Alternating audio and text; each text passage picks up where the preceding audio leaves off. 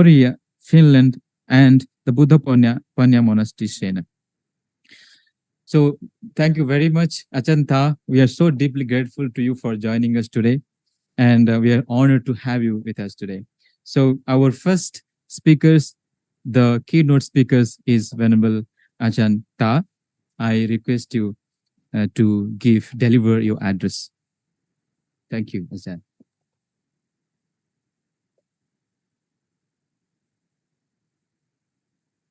Namo Buddhaya, Namo Dhammaya, Namo Sanghaya. Good evening, respected Mahasangha, friend in the Dhamma, and welcome to this symposium on the significance of Vesak Buddha days. Today we gather to commemorate the birth, enlightenment, and Parinibbana of the Lord Buddha, a triple blessed day celebrated by Buddhists all around the world. As we all know, Buddhism is a global religion with followers from all parts of the world.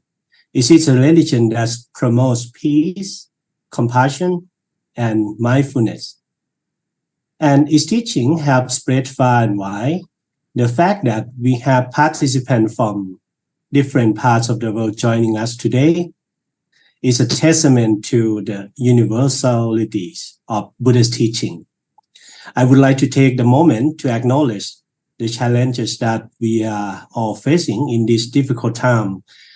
The COVID-19 pandemic has disrupted our life in many ways, and it has affected people all around the world. However, it is heartening to see that despite these challenges, we are still able to come together to celebrate Vesak Buddha days. This is a testament to our resilience and to the power of Buddha teaching to bring people together. For those of you who are joining us from afar, I would like to extend a warm welcome to you. We may be separated by distance, but we are united in our Metta Karuna for the Buddha teaching. I hope that this symposium will be a meaningful and inspiring experience for all of us, and that we will be able to learn from each other's perspective and insights. Once again, welcome to the symposium on the significance of the Vesak Buddha Day.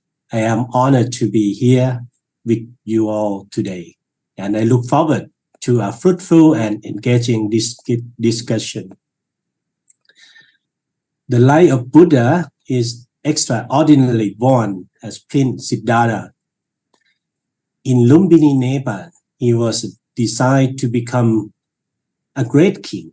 However, he was not content to be a life of luxury and privilege, and he left his palace to seek answer of life's deepest question. He practiced asceticism and meditation, and after 6 years of struggle, he finally attained enlightenment under the Bodhi tree in Bodhgaya, India. Buddha enlightenment was a pivotal moment in history. He realized the fundamental truth that suffering exists, that suffering arises from craving and attachment, that suffering can be overcome, and that the path to the end of suffering is the Noble Eightfold Path. Buddha teaching, known as the Dhamma, have since spread all over the world and have brought peace and happiness to countless people. The Dhamma, the teaching of the Buddha, is the path that leads to liberation from suffering. It is the foundation of Buddhist practice and the source of wisdom and compassion. When we see the Dhamma, we see the truth that the Buddha saw. We understand the nature of suffering, its causes, and the way to end it. But what does it mean to see the Dhamma as seeing the Buddha? It means to understand that the Dhamma is not just collection of teaching, but a manifestation of the Buddha's enlightenment. When we practice the Dhamma, we are following in the footsteps of the Buddha. We are embodying his wisdom and compassion. To see the Dhamma as seeing the Buddha is to recognize that the Buddha is not just historical figure, but he is a living present in our life. When we practice the Dhamma, we are in a sense in the presence of the Buddha. We are receiving his teaching and his blessing. The Buddha once said, "He who sees the Dhamma, see me. He who sees me, see the Dhamma." This means that the Dhamma and the Buddha are inseparable. When we see the Dhamma, we see the Buddha. And when we see the Buddha, we see the Dhamma. So, as we celebrate Vesak Day, let us reflect on the importance of seeing Dhamma as seeing Buddha. Let us strive to understand the Dhamma, to practice it, and to embody the wisdom and compassion of the Buddha. May the blessing of the Buddha be with us all. Today we celebrate the Vesak Day, a day not just important for Buddhists but all humanity. In 1999, United Nations recognized Vesak as the International Day of Observance, and is how now celebrated in countries all around the world. Vesak is a day of peace, reflection, and gratitude. This is a time to remember the Buddha's teaching and to renew our commitment to living in harmony with ourselves and others. So I'm from Thailand. I would love to a bit with the Vesak Day has cultural significance in Thailand. So may all of our Tamil friends can celebrate with us in Thailand. So the significance in Thailand is celebrated every year. Most of the Thai temple have a Vesak ceremony in May, which is this month. In December of 1999, the United Nations recognized the Day of Vesak as an international day and encouraged appropriate activity to be held annually in May at the United Nations headquarters and other regional UN offices. The Sangha, government, and the people of Thailand have cooperated to organize activity to celebrate this important day every year at the local, national, and international level. In May 2004, Buddhist leaders from 13 countries were invited to participate in the World Buddhist Leader Conference on the international recognition of the Day of Vesak at Puttamonthon. An academic conference was also organized on Theravada and Mahayana Buddhism on the time at Puttamonthon. And later, they also joined the meeting at the UN Convention Center. The meeting concluded with the joint decision to collaborate to organize the Vesak Day celebration in Thailand in subsequent years. Following that, in July 24, 2004, Thailand and Thai Sangha in the USA organized the Day of Vesak activity at the UN headquarters in the New York City, USA. Mahachulalongkorn University, MCU, was appointed by Sangha Supreme Council to be the primary organizer of International Buddhist Conference on the United Nations Day of Vesak since 2004 until current year at Ayutthaya Wang Noi main campus and Puttamonthon and the UN Convention Center in Bangkok. Under the sponsorship of the Royal Thai government, along with associate activity for Buddhist Promotion Week at Sanam Luang, this meeting successfully achieved its goal with the Buddhists representing 42 countries taking part. International Buddhist representative jointly signed to recognize Puttamonthon, Thailand as a World Center of Buddhism and to organize the Vesak Day celebration in Thailand. Since then, MCU as the primary organizer. So,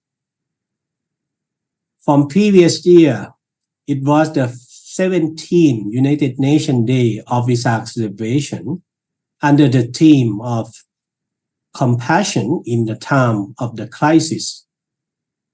Buddhist practices and the healing global community to carry out celebrating activity on the UN Day of Vesak 2022. Participants comprises around 3,000 religious leaders and Buddhists from 85 countries at the main campus of Mahachulalongkorn University and UNCC Hall in Bangkok. This year, MCO haven't announced yet, but the schedule will be on the June 1 and 2, 2023, or in Thai we call Buddhist era at 25 and 66 Buddhist era. Thailand will once again organize 18 United Nations Day of Vesak under the themes of Buddha Panya, coping with the global crisis, to carry out the celebrating activity on the UN Day of Vesak 2023. On Vesak, we remember not just the Buddha's birth, enlightenment, but also his Parinibbana, or passing away. Is it a reminder that all things are impermanent and that we must cherish the time we have to use to help others? Buddha's life was one of service, and he dedicates himself to elevating to suffering of others. His teaching remains a source of inspiration for us all. And on this auspicious day, we should strive to emulate his example. In conclusion, Vesak Buddha Day is a triple blessed day that commemorates the birth, enlightenment, and Parinibbana of the Lord Buddha. It is a day of peace, reflection, gratitude, and it is celebrated all around the world.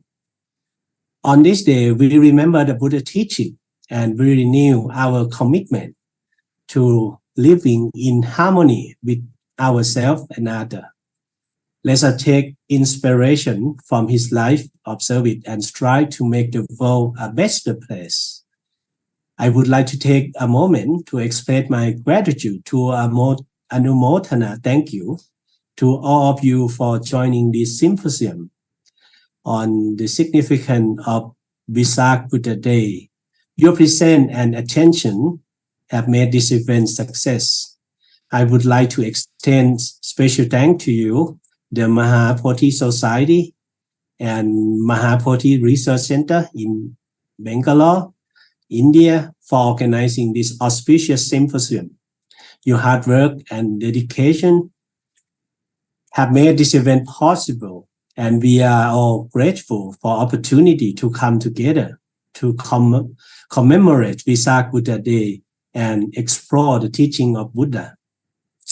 Anumodhana, and thank you once again for all of your participation and engagement in this symposium. May Lord Buddha teaching continue to inspire and guide us all towards greater compassion, wisdom, with true peace, happiness, and good health. Bhavatu sapphamang khalang lakhantu sapphatevata sappha putthanupavena sappha dhammanupavena sappha sanghānupavena sattha soti bhavantu te. Sadhu, sadhu, sadhu.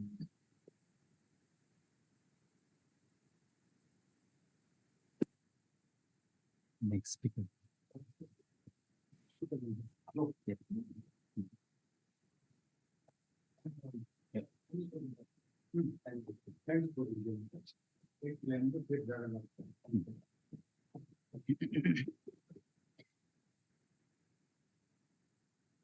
Our deepest and heartiest anumodana to you, Venerable Fra Ajahn Vesak Buddha, for giving this wonderful, very inspiring Vesak address from Thailand. We express our heartfelt appreciation for joining us in this event and remembering us the teachings of Lord Buddha, how we can see the Dhamma by practicing the Buddha's teachings in our daily life, and how we can truly practice this reflect peace, gratitude, harmony, and live with concord and harmony with oneself and with everybody around us. So Ajanta, your compassionate message, I hope, has really reached out to many through these Vesak events. And no words are enough to say thank you to you for taking your time and joining us this event. So from Mahabodhi Society, Mahabodhi Research Centre, thank you so much, Bante. Sadhu, sadhu, sadhu, sadhu, sadhu.